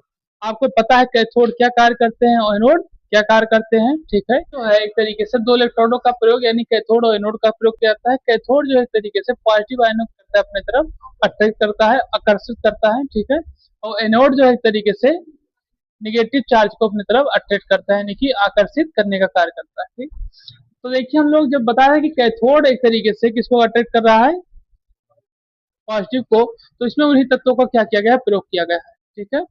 अब जैसे आप सबसे पहले है कि यदि एक या एक से अधिक, एकाधिक लिखा है तो यही है, एक या एक से अधिक धन आयन मौजूद होते हैं, ऐसे तत्व जिसमें एक या एक से अधिक क्या हो, धन आयन मौजूद होते हैं, तो उच्च मानक अपचयन क्षमता वाला धन आयन विद्युत विभव के रूप में, ठीक है। क्योंकि जब नीचे लग जाता है तो वो हो जाता है, मानक इलेक्ट्रोड विभव हो जाता है, जो हम लोग निकाल रहे थे एसएचई के माध्यम से, ठीक है। ये नीचे लग जाता है, ऊपर लगता है, तो ये एक तरीके से विभव के रूप में कार्य करता है, ध्यान रखिएगा, ठीक। तो चयन क्षमता धनायन वाले पहले क्या हो जाते हैं, डिस्चार्ज हो जाते हैं, जैसे इसमें आपको दिया गया है। अब आप लोग अगर थोड़ा सा दिमाग लगाएं, तो जो पोटेशियम लिखा है, अगर हम इसका मानक इलेक्ट्रोड विभव देखें तो क्या होता है, हाँ, -2.92। अब यहाँ देखा जाए तो माइनस में माइनस भी होता है, ठीक है। और यहाँ जब कैथोड की अवस्था होती है तो क्या करता है, वो पॉजिटिव ग्रहण करता है, तो इस साइन का ध्यान रखिएगा बस, नहीं सब गड़बड़ हो जाएगा, ठीक।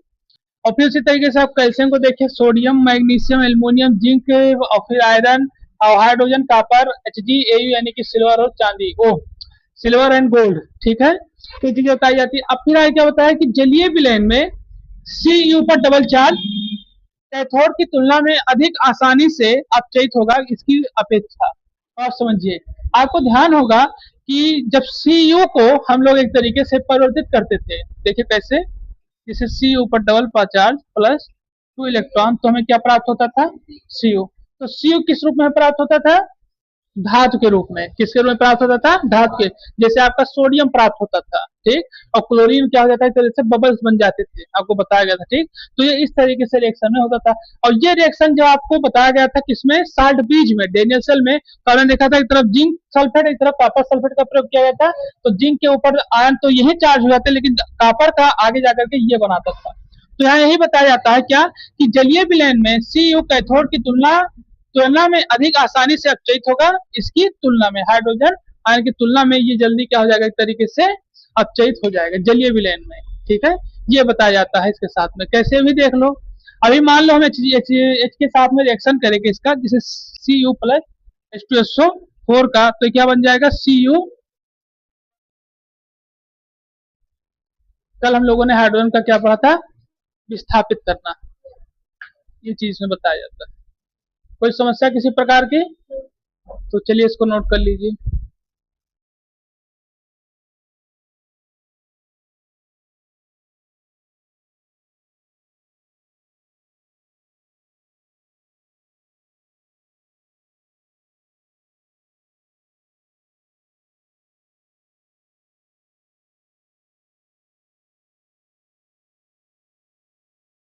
देखो यदि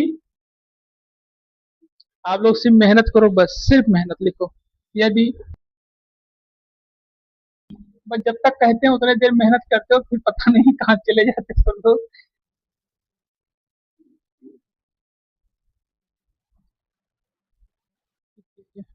जैसे लिख लीजिए, मुक्त करता है, मुक्त किया जाता है। ये क्लोराइड है, क्लोराइड से क्लोरीन बनने पर क्या कहता है, आयनों को मुक्त किया जाता है। अब यहाँ था आपको एनोड के बारे में बताया था, एक से अधिक ऋणायन मौजूद हो, एक एक से अधिक क्या हो, ऋणायन मौजूद हो, इसे दिया गया आपको। तो मानक अपचयन क्षमता वाला या अधिक शक्तिशाली अपचायक पहले क्या हो जाते हैं, डिस्चार्ज हो जाते हैं, ठीक। अब ये डिस्चार्ज होना, ये सब होना है, तो आपको डेनियल सेल में बताया जा चुका है कि कैसे आयन अलग अलग होते हैं। पूरी हमने एनोड कैथोड पे लिख के पूरी सीरीज ही बनवा दी थी आपको, इसीलिए अलग अलग लिखवा भी दिए कि आपको कोई दिक्कत ना हो, ठीक। तो जैसे यहाँ पे बताया था कि छुट्टी देने का बढ़ता क्रम, यानी कि बताया जा रहा है कि विसर्जन का बढ़ता क्रम, क्या बताया जाता है, विसर्जन का बढ़ता क्रम। तो यहाँ पर पहले आपका है SO3, NO3, OH, Cl, Br और I, ठीक है। जैसे क्या बताया जा रहा है कि Cl के सांद्र विलयन, ध्यान देखिए, सांद्र यानी कंसंट्रेट की बात कर रहा है यहाँ पर, डायल्यूट की नहीं, ठीक है।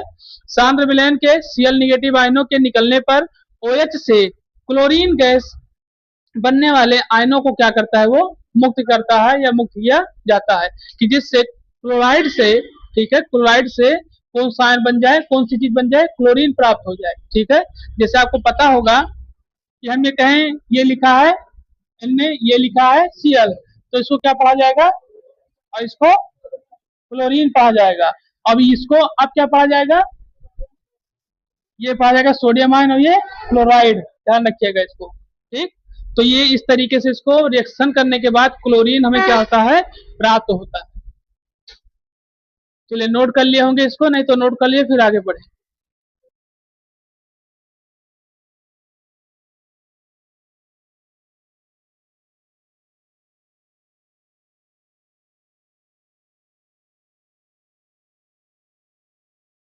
हम लोग पढ़ रहे थे अनुप्रयोग, ठीक है।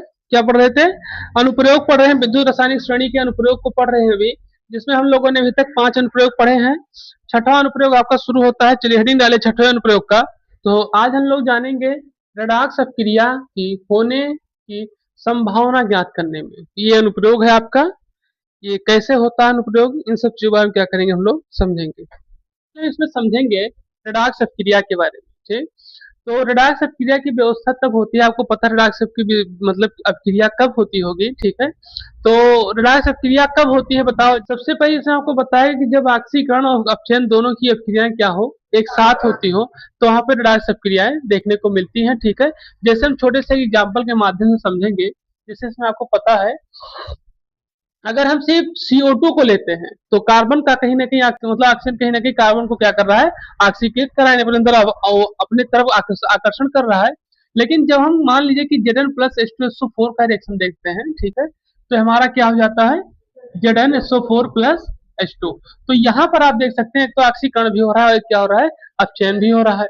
तो अब हम इसी के माध्यम से इसको समझेंगे रेडाक्स अपक्रिया को, क्योंकि रेडाक्स अपक्रिया में अगर हम इसको देखते हैं किसी सेल में, अगर हम Zn SO4 यानी कि जिंक सल्फेट को किसी सेल के माध्यम से समझते हैं, तो इसमें आपको बताया गया है कि Zn पे जो होता है वो चार्ज कितना होता है, +2, और सल्फर पर डबल माइनस और ऑक्सीजन पर डबल माइनस के रूप में होता है, ठीक। तो अगर हम इसमें ये बताएं कि इसमें हम लोग इलेक्ट्रोड का प्रयोग कर रहे हैं, ठीक है, किसका, इलेक्ट्रोड का प्रयोग कर रहे हैं यहाँ पर, ठीक। तो जब इलेक्ट्रोड का प्रयोग कर रहे हैं तो आपको पता है इसमें दो चीजें कार्य करती हैं, कौन कौन, एक और एक कैथोड। तो जो कैथोड आपकी होती है, ठीक है, इसमें आपको बताया भी है कि कैथोड हमेशा किधर जाता है, और एनोड किधर जाता है, माइनस की ओर। तो अब हम इसी के माध्यम से इस सेल के बारे में जानेंगे, ठीक। किसके बारे में जानेंगे, इस सेल के बारे में। इसी रेडाक्स क्रिया के माध्यम से हम लोग अब पहुंचेंगे कहां पर, इस सेल के बारे में, ठीक। तो चलते हैं, पहले इस पर एक दो लाइन लिख लें, फिर उसका हम लोग इस सेल के बारे में समझे, ठीक। चलिए, चलिए, तो देखते हैं, इसको लिखे, रेडाक्स क्रिया,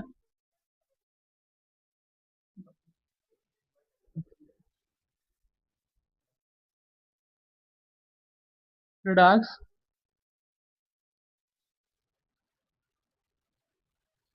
चलिए नोट करिए पहले इसको, तो हम समझते हैं क्या है कैसे है।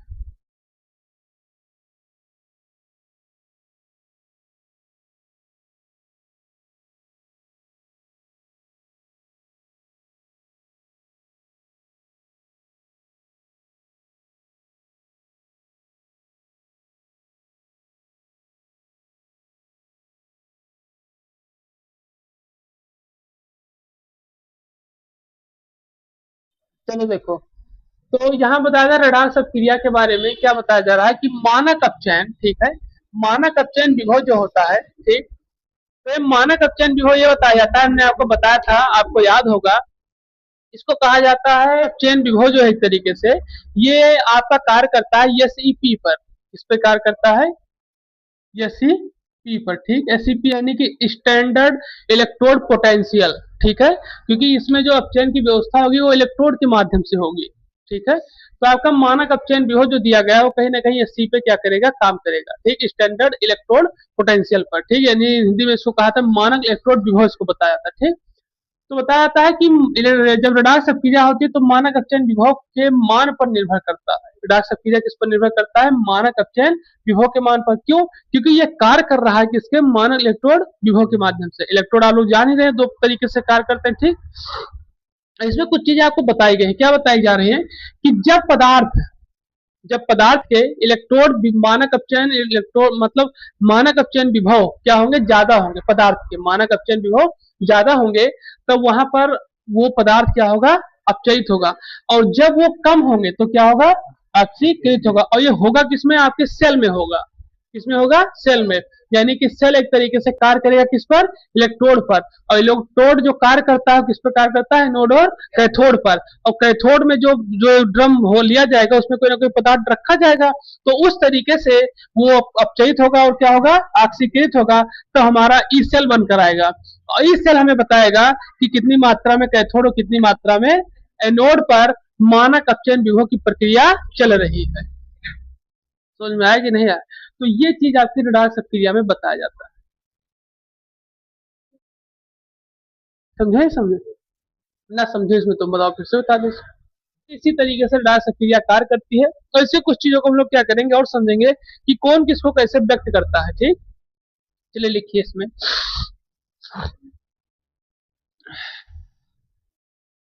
ये इसी है, ये नोट कर लीजिए, इसको भी तब समझाएं।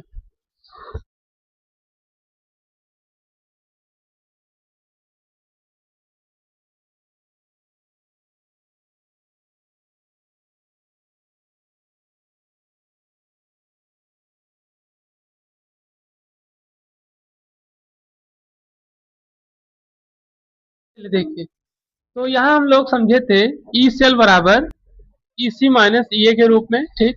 यहाँ फिर आपको बताया गया है ई सी आपका क्या है, कैथोड पर इलेक्ट्रोड विभव। ई ए क्या है आपका, एनोड पर इलेक्ट्रोड विभव के बारे में। अब आपको ई सेल के बारे में बताया, ई सेल क्या है। ई सेल जो होता है आपको पता है, ई सेल एक तरीके से इलेक्ट्रोडों पर कार्य करता है, ठीक है, जैसे आपको बताया गया। तो जब ई सेल जो बताता है वो कहीं ना कहीं एनोड और कैथोड पे ही तो डिपेंड रहेगा, जैसे जिसपे इलेक्ट्रोड डिपेंड है उसी पे तो एनोड कैथोड डिपेंड है। कि जिस तरीके से तत्व को विलयन में रखा जाएगा उसी तरीके से वो आयनीकृत करेगा, उसी तरीके से आयन में क्या होंगे, धारा प्रवाहित होगी। समझ नहीं समझ रहे। तो जितनी मात्रा में आपके कैथोड और एनोड पर धारा एक तरीके से आवेशित हो रही है, जिस तरीके से उससे पहले धारा दी जाएगी, तो जो उसके अंदर विलयन होंगे, चाहे NaCl का हो, चाहे ZnSO4 का हो, चाहे CSO4 किसी भी चीज का हो, वो उसी तरीके से इलेक्ट्रोड पर क्या होंगे, चिपकना शुरू करेंगे। तो उसके माध्यम से जितना ज्यादा इसमें क्या होगी, अगर इस सेल में अगर मात्रा ज्यादा होती जा रही है, ठीक है, धनात्मक जितना अधिक होगा, ठीक, तो जितनी मात्रा में इसकी धनात्मकता क्या होगी, बढ़ती जाएगी। एक तरीके से रसायन की संभावना उतनी क्या हो जाएगी, अपक्रिया की संभावना उतनी अधिक होती जाएगी। जैसे जैसे इसमें धनात्मक सेल क्या होगा, बढ़ता जाएगा, उसी तरीके से क्या होगी, ये एक तरीके से रसायन की जो क्रिया होगी उसकी संभावना बढ़ती जाएगी, और जब संभावना उसकी बढ़ती जाएगी तो रासायनिक सेल की जो दिशा होगी धारा की प्रभावित करने की, वो रासायनिक सेल में धारा की दिशा की ओर प्रभावित होना शुरू हो जाएगी। कैसे, जैसे रासायनिक, जैसे ये पहले धनात्मक होगा, जैसे ई सेल जो है एक तरीके से धनात्मक होता चला जाएगा तो उसमें अवक्रिया की संभावना बढ़ जाएगी, और जब अवक्रिया की संभावना बढ़ती जाएगी तो इस सेल में धारा की दिशा भी क्या होती जाएगी, बढ़ती चली जाएगी। और जब ये ऋणात्मक होगा तो धारा की दिशा में क्या होगा, ये विपरीत कार्य करने लगेगी, विपरीत कार्य करने लगेगी। यहाँ बताया था, जैसे आप इसको एक उदाहरण से समझें, जैसे ये तब होगा जिस धनात्मक की व्यवस्था, जब दोनों मात्राएं बराबर रहेंगी। यानी कि जैसे अगर आपका कापर लिया गया है तो जितनी मात्रा में कापर है जैसे आयनों के हिसाब से, उसी तरीके से आपके आयनों के हिसाब से सल्फर और ऑक्सीजन भी है।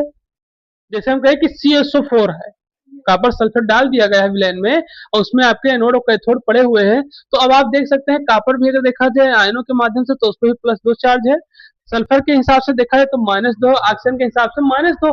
तो अब ये एक तरीके से बैलेंस की तरीके से कार्य करेगा, तो ये रासायनिक सेल में क्या है, संभावनाएं सही रहेंगी। और जब ये ऋणात्मक एक तरीके से तब हो जाएंगे, जैसे इसमें बताया जाता है कि जब धारा विपरीत दिशा में कार्य करने लगे, यानी तो ये बताया जाता है आपके धनात्मक और ऋणात्मक के बारे में, ठीक है। और इसमें आपको जो चीजें ना समझ में आए उसको आप बताइए, बता दें, और नहीं तो फिर आगे विस्थापन अपक्रिया शुरू करें।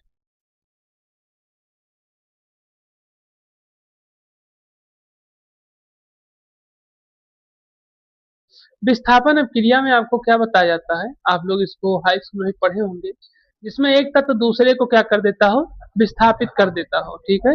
एक तत्व दूसरे तत्व को विस्थापित करता हो, लेकिन विस्थापित करने की कुछ व्यवस्था होती होगी। ऐसा तो है नहीं कि जैसे क्या कह रहे हैं, ऐसे आप बैठे हो इनको ढकेल दो, ऐसा तो है नहीं ना। कुछ व्यवस्था होगी, जैसे या तो आपके शरीर में उतनी पावर होगी, ठीक, या आपके दिमाग के पास उतनी क्षमता होगी। जैसे मान लीजिए कि अभी कोई, जैसे कोई सीएम बना हुआ है, ठीक, अब दूसरा सीएम जो उससे कई ज्यादा दिमाग लगाएगा, जनता को किसी तरीके से मूर्ख बना ले जाएगा, तो उसको पद से उसको ढकेल दिया जाएगा, दूसरा सीएम बन जाएगा। होता, ऐसा नहीं होता। यानी वो उसकी जगह पे विस्थापित हो गया, स्थान नहीं बदला है, वो आदमी बदल गया है बस, या वो तत्व बदल गया है, ये समझिए इस तरीके से, ठीक। समझते हो इसको, इसी की भाषा में इसको समझते हैं। चलिए लिख लीजिए एक दो लाइन इसमें भी, बस शुरू करें। लिखिए, रासायनिक श्रेणी, आपको श्रेणी लिखाई ही गई है ना, वो आपको याद ही होगी, 8-10 तत्व तो याद ही होंगे ना। अरे विद्युत रासायनिक श्रेणी पढ़ाई गई भैया, तुम कहाँ तुरंत खो जाते हो। नहीं, रासायनिक श्रेणी, ये विस्थापन अपक्रिया में लिखे रासायनिक श्रेणी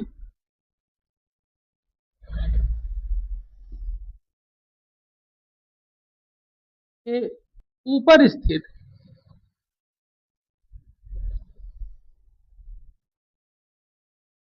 ठीक,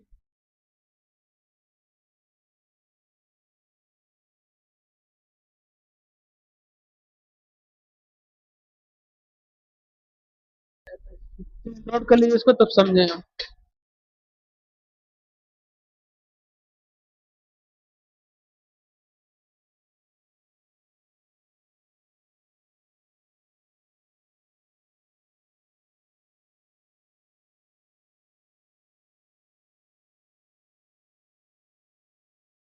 तो इसमें बताया था विस्थापन अपक्रिया के बारे में। क्या बताया कि रासायनिक श्रेणी के ऊपर स्थित, जब रासायनिक श्रेणी को हम देखते हैं तो रासायनिक श्रेणी के जो ऊपर स्थित तत्व हैं, अगर उनको देखा जाए तो सबसे ऊपर तत्व कौन सा स्थित है आपका? लिथियम। फिर उसके बाद आपका पोटेशियम है। तो यहाँ देखिए लगा हुआ है माइनस ईबी, तो लिथियम की जो वैल्यू है वो कितनी होती है? माइनस माइनस 3 दशमलव। ठीक। फिर हम जब सबसे नीचे आते हैं तो आपका क्या आता है? F2। F2 यानी कि फ्लोरीन। इसकी वैल्यू, ठीक, ये हो गई इसकी वैल्यू। तो अब हम इसको देख सकते हैं, क्या बताया कि रासायनिक श्रेणी में ऊपर स्थित, ऊपर हमारी ये स्थित वैल्यू है, सबसे हाईएस्ट इलेक्ट्रॉन वोल्ट जो है -3.04 के रूप में देखी गई। धातु अपने नीचे, धातु अपने नीचे वाली से धातु क्या कर देता है? उसके लवण के जलीय विलयन, जब इसका जलीय विलयन तैयार किया जाता है, मतलब एक तरीके से लवण का जलीय विलयन तैयार किया जाता है, लवण वाला जलीय विलयन किस तरीके से? जैसे आपको मान लीजिए NaCl है, ठीक है, और उसके साथ में H2O की व्यवस्था की जाए, ठीक, तो वहां पर आपका सोडियम हाइड्रोक्साइड और HCl बाहर निकल कर आता है।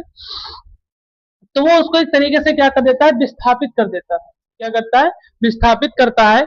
अब ध्यान दीजिएगा कि लिथियम जब आएगा तो कहीं ना कहीं F2 को क्या कर देगा? वो विस्थापित करेगा। किस तरीके से? ये हम एक रिएक्शन के माध्यम से समझेंगे। कैसे? देखिए, जैसे मान लीजिए लिखा हुआ है CuSO4 प्लस Fe, ठीक, तो अब आप इसको अगर हम देखें इस तरीके से, तो Cu की अगर हम इलेक्ट्रॉन बोल्ट देखें तो कितना होता है और Fe की कितनी होती है? तो Fe की आपको पता है रासायनिक श्रेणी के बारे में, ठीक, तो उसको देखते हैं, ठीक है, तो इसमें है प्लस में और ये आपका माइनस में। तो अब जब इसके साथ इसका क्या किया जाएगा? रिएक्शन किया जाएगा, तो ये जलीय विलयन में होगा।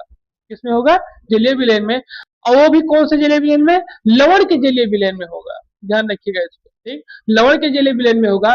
तब Fe क्या करेगा? एक तरीके से Cu को विस्थापित कर देगा, ठीक, तो Fe जब Cu को विस्थापित करेगा तो बनेगा क्या? Fe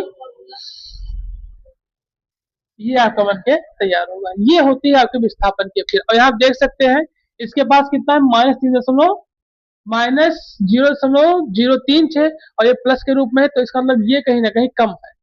इसके इलेक्ट्रॉन विभव को देखा जाए तो ये कम है और ये हाई पर है इसके अपेक्षा। और जबकि इसमें सबसे भारी जो होता है तत्व में देखा है तो लिथियम का होता है, ठीक, लेकिन इसके अपेक्षा तो ज्यादा ही है इलेक्ट्रॉन वोल्ट में। तो इसको क्या कर देगा? यहाँ पर विस्थापित कर देगा और ये आपका FeSO4 प्लस Cu के रूप में बनकर आएगा। कोई समस्या विस्थापन अपक्रिया में?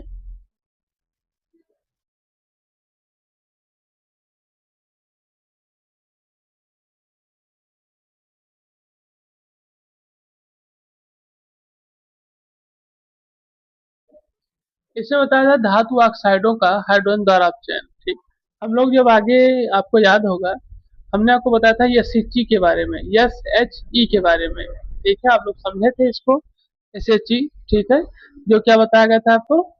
स्टैंडर्ड हाइड्रोजन इलेक्ट्रोड के बारे में, ठीक है।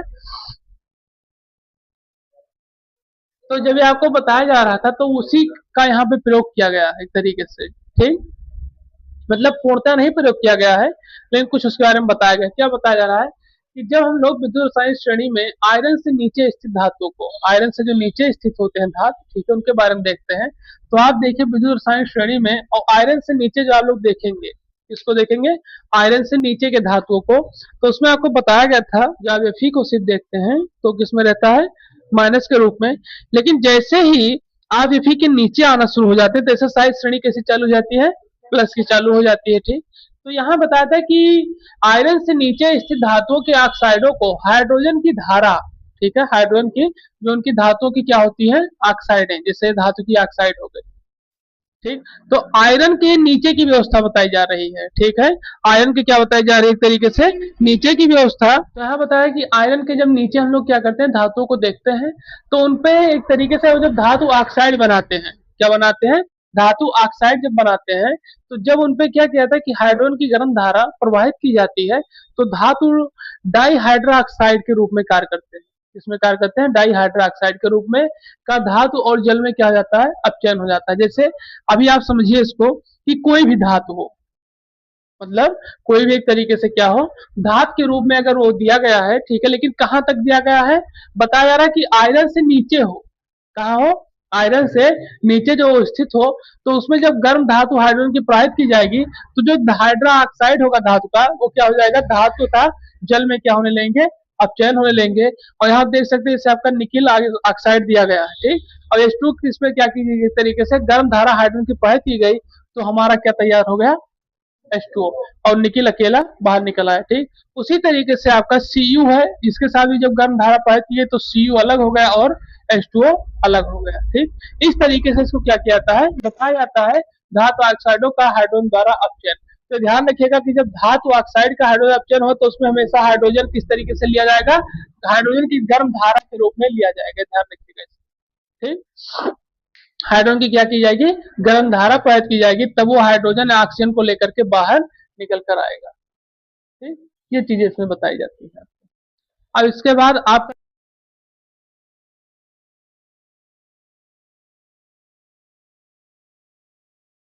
तो हम लोग समझेंगे धातु निष्कर्षण के बारे में, ठीक है, कि धातु का निष्कर्षण कैसे किया जाता है।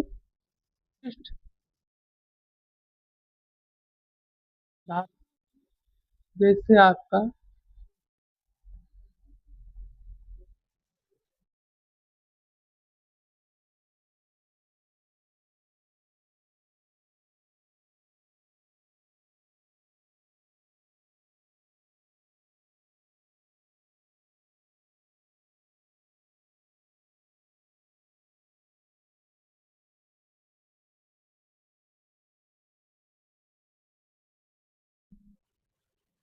चलिए इसको नोट कर लिए, फिर हम इसको आपको समझा रहे हैं।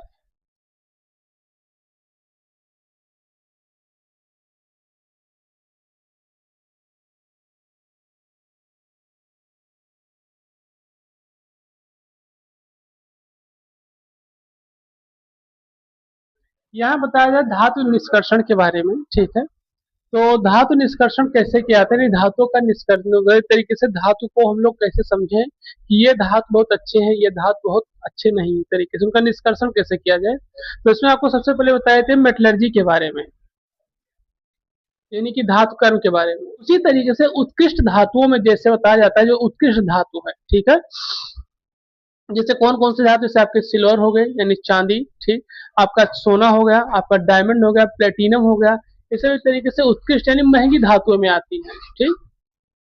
और गोल्ड का निष्कर्षण एक तरीके से साइनाइड पराक्रम द्वारा किया जाता है। जैसे हमने आपको बताया ना कि जैसे अभी जब सोने को निकाला जाता है, वो सोने को निकाला जाता है तो कहाँ से सोना निकलता है, तो यहाँ सबसे पहले था कि साइनाइड का जो पराक्रम किया जाता है, साइनाइड के माध्यम से सोने को साफ किया जाता है, साइनाइड के माध्यम से क्या किया जाता है, सोने को साफ किया जाता है। और साइनाइड बहुत ही विषैली एक तरीके से कहते हैं तो पदार्थ है। अगर आप यहाँ बताएं साइनाइड के बारे में, ठीक है, तो इस पराक्रम में पहले सिल्वर का साइनाइड से संकर बनाते हैं, ठीक है, सिल्वर का साइनाइड के साथ संकर बनाएंगे, यानी पहले सिल्वर को साफ करते हैं और फिर जिंक द्वारा सिल्वर को अपने साइनाइड संकर से क्या किया जाता है, विलयन करके विस्थापित कर देते हैं, ठीक। यानी कि साइनाइड से आपका सिल्वर की भी सफाई होती है और साइनाइड से क्या होता है, गोल्ड की भी सफाई होती है, ठीक। इस तरीके से इसको बताया जाता है, ये क्या है, ठीक।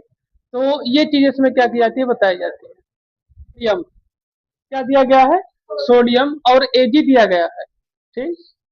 अब सोडियम आपको पता ही है, ये दिया गया है, एजी आपको पता ही है किसके रूप में है, सिल्वर के कि गोल्ड है।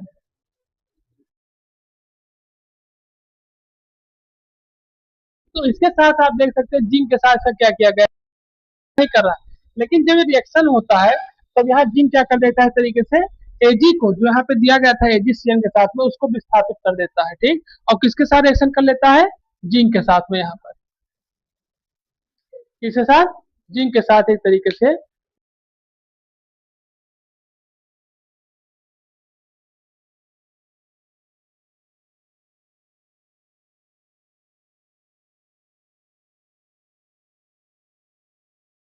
चैनल को लाइक करें, सब्सक्राइब करें, शेयर करें और कमेंट करें।